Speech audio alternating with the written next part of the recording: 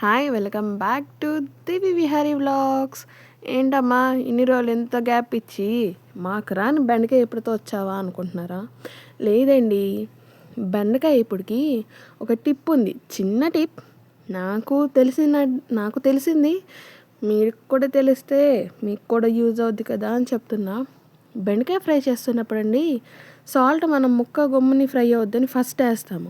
అలా కాకుండా కర్రీ అంతా అయిపోయాక ఇంకా గార్నిష్ టైం ఉంది అన్నప్పుడు లాస్ట్లో సాల్ట్ వేసి తిప్పుకొని అప్పుడు గ్యాస్ కట్టేసుకుంటే మన బెండకాయ ఫ్రై పొడి పొడిలాడుతూ ఉంటుందండి. సాల్ట్ ఫస్ట్ వేస్తే ముక్క జిగురు వస్తుంది, అది లాస్ట్లో వేస్తే జిగురు రాదు.